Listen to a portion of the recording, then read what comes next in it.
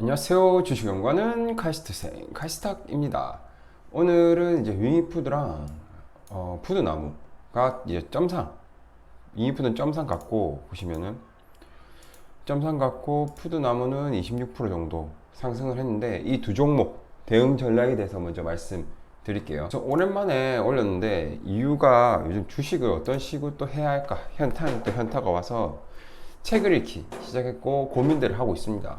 주식으로 이제 돈을 벌 수는 있는 것인가부터 출발해서 주식의 본질이 뭔지, 기존에 내가 생각했던 답들은 뭐였는지 등등 책을 읽으면서 고민을 하고 있습니다. 책은 이제 앙드레 코스톨라니 요거 실전 투자 강의 3 이거 보고 있습니다. 현재 1회 정독은 했고 3회 정도 정독할 생각인데, 그 뭔가 깨닫거나 또 좋은 내용이 있으면 제 해석을 더해서 또 소개해 드릴게요. 다시 돌아와서 일단 윙이푸드가 점상 갖고 푸드나무 26% 오르면서 마감을 했습니다. 지난주 금요일날. 참고로 저는 이 두 종목을 유튜브에서 공개 매매하고 있었고 거의 한 3년 정도 들고 있었습니다. 그래서 차트를 보시면 이제 제 평균 매입가입니다. 일단 대응 전략 설명 전에 투자라는 게 정말 어렵다고 느끼는 게, 저는 이때도, 여기서 확대해 보면 저는 이때도 매도를 안 했었습니다. 거의 2배 가까이 올랐는데도. 왜냐하면 기본적으로 회사 성장성이 지속적으로 보였고 세력이 끌어올리면 더 가기 때문입니다. 그리고 여기 고점에서 이탈한 흔적도 보이지 않았고요. 그 전에 대응 전략이 궁금하신 분들은 스킵 좀 하고 뒤쪽부터 보시면 됩니다. 일단 제가 어떻게 매매를 했는지 설명을 드려야지 제가 왜 이런 대응 전략을 세웠는지 이해하시는 데 도움이 될 것 같아서 어떻게 매매를 했고 어떤 걸 느꼈고에 대해서 먼저 설명드릴게요. 대응 전략이 궁금하신 분들은 뒤쪽으로 바로 넘어가서 들으시면 됩니다. 그리고 기존 구독자분들은 꼭 이어서 설명드린 이제 내용을 꼭 들으세요. 세력의 이제 무서움과 우리가 어떻게 생각을 하게 되고, 그리고 어떤 식으로 개미가 털릴지도 각이 좀 보일 겁니다. 다시 돌아와서 여튼 이 당시 때 첫 번째가 회사 성장성이 지속적이었고 세력이 끌어올렸고 고점에서 으탈 흔적도 없었습니다. 그래서 홀딩을 했고 반등을 주고 바로 쭉 갈 것을 예상을 했던 겁니다. 자, 근데 어떻게 됐나요? 보시면 쭉 하락하다가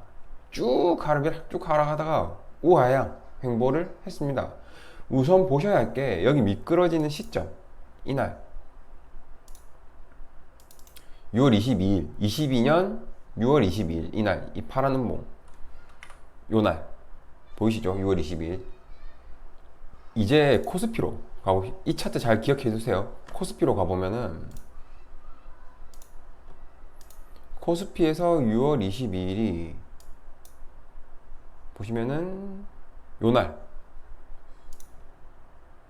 요날입니다. 요 파란 음봉 보시면은 이 하락 구간에서도 버티다가 이날에 미끄러진 거죠. 이제 다시 윙이푸드로 돌아가면은 여기서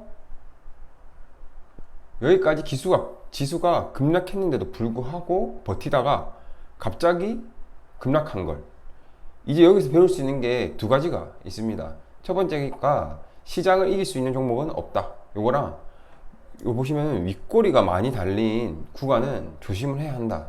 요거입니다.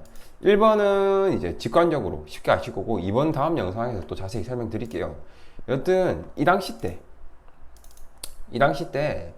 잔치행위 거래량이 여러 번 터졌는데 이거를 캐치를 일단 했습니다. 이게 결과론적이긴 한데 이런 패턴이 이제 빠른 매집일 수도 있고 일부 매집 물량 처리일 수도 있는데, 결과론적으로 일부 매집 물량 처리를 위한 구간이었던 겁니다. 그리고 보시는 것처럼 아래로 밀어내고 요런 데서 다시 매집을 진행했던 거고요. 일단 윙이푸드 차트 흐름은 어느 정도 캐치를 하셨을 겁니다. 이제부터 이제 최근 움직임에 대해 제 생각에 대해서 말씀드릴게요. 일단 보시면은 이날 정도면은 매도할 생각이 1도 없었을 겁니다. 왜냐? 코스닥 종목은 원래 이러니까요. 그리고 나서 금요일에 짬상까지 가버려서 이제부터는 좀 고민이 저도 됐던 겁니다. 그래서 주말에 이제 좀 생각을 정리를 해보았고 대응 전략에 대해서 이제 말씀드리겠습니다. 현재 윙이푸드랑 푸드나무 모멘텀으로 움직이고 있습니다. 순전히 모멘텀이 이제 일본에서 오염수를 바다로 방류하면서 육고기 쪽 수요가 증가할 것으로 예측되고 그에 따른 매출 및 이익 증가를 윙이푸드와 푸드나무가 볼 것이다 라고 예측된 겁니다. 그리고 푸드나무는 상대적으로 덜 올랐는데 보시면은 푸드나무는 요날 한 번 올랐죠. 윙이푸드는 한 번 오르고 점상 가고 봤던 것처럼 이제 상대적으로 덜 올랐는데 그 이유는 인플레이션을 그대로 회사가 맡고 있어서 영업이익과 순이익이 안 좋기 때문입니다. 근데 이제 생각을 해보면 제품 가격에 이제는 올려도 될 기회가 사실 온 거죠. 그래서 한 번 더 생각을 해야 해서 덜 오른 겁니다. 여튼 일본의 오염수 방류로 인한 매출 및 이익 증가입니다. 개인적으로는 오염수 방류를 왜 이렇게 급하게 하는지 이해가 가지는 않습니다. 뭐 과학계에서는 문제가 없다고 하는데 제 생각에는 문제가 있을지 없을지에 대한 정확한 답은 모른다 이기 때문입니다.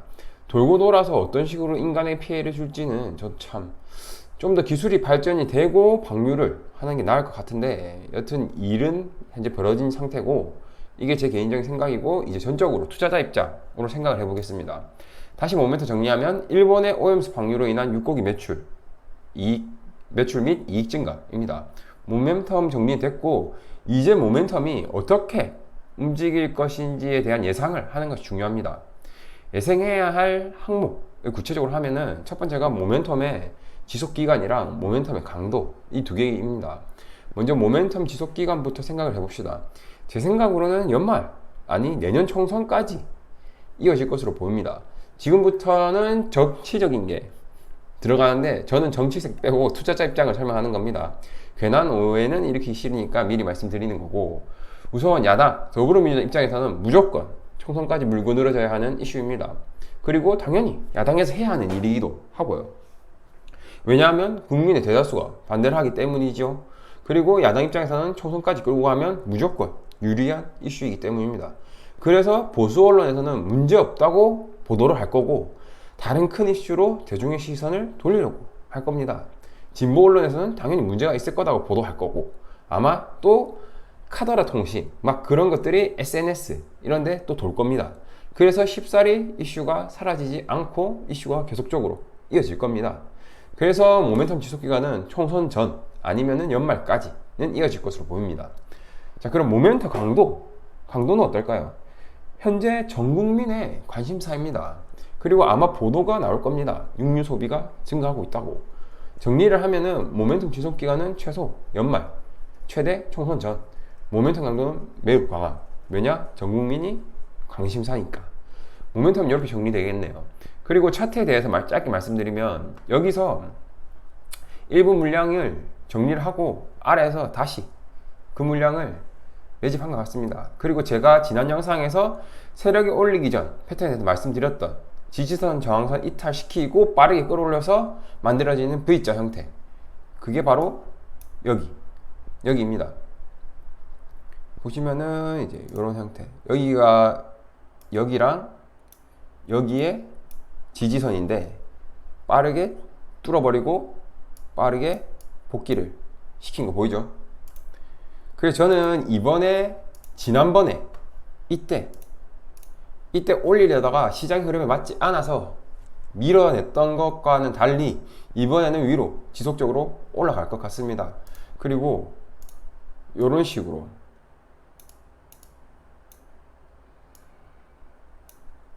흔들 수도 있다고 생각할 수도 있는데 저는 이번에는 흔들지도 않을 거라고 생각을 합니다. 왜냐하면 꽤 많은 매수 대기자들이 있을 겁니다. 그리고 그걸 알 거고, 그래서 아마 각을 안 줄 것으로 저는 현재 예상을 하고 있고, 사람들이 진입하기에는 무서운 구간에서 한번 조정을 줄 겁니다. 다시. 그래서 최종적으로 정리를 하고 대응 전략에 대해서 말씀드리면, 첫 번째가 모멘텀 지속 기간이 최소 연말까지고, 두 번째 모멘텀 강도가 매우 강하며, 세 번째 매수 대기자들이 많기 때문에 진입각을 안 줄 것이다. 그래서 대응 전략이 올라가다가 어느 정도 무서운 시점에서 한번 흔들 때 좀 더 추가 매수로 대응을 할 거고, 만약에 월요일 날 강하게 올라가지 못한다, 만약에 강하게 올라가지 못하고 약간 밀린다, 요러면은 어느 정도 매도를 또 생각을 하고 있습니다. 이거 어떤 느낌인지 아시겠죠? 이렇게 정리가 되겠네요. 월요일에 어떻게 움직이는지 보고 힘이 있는지 없는지 판단해 보면 답이 또 나올 것 같네요. 만약 또 제가 매매를 하게 되면 또 영상에, 또 블로그에, 네이버 블로그에 바로 또 포스팅 해드리겠습니다. 지금까지 내용은 전적으로 제 기준 생각이고 전략입니다. 구독자분들은 꼭 본인의 대응 전략을 또 세우시길 바라고, 제 거는 참고 위주로 보시길 바랍니다. 네. 그리고 구독자분들 중에서 주린, 제 거 따라서 매매를 하셨다고 했고 주린이라고 하셔가지고, 제가 매매를 하면 바로 또 네이버 블로그에 포스팅 하니까 그걸 또 참고를 하셔서 또 매매를 잘 하시기 바라겠습니다. 네, 오늘은 여기까지 컷하고 도움되셨다면 구독, 좋아요 감사합니다.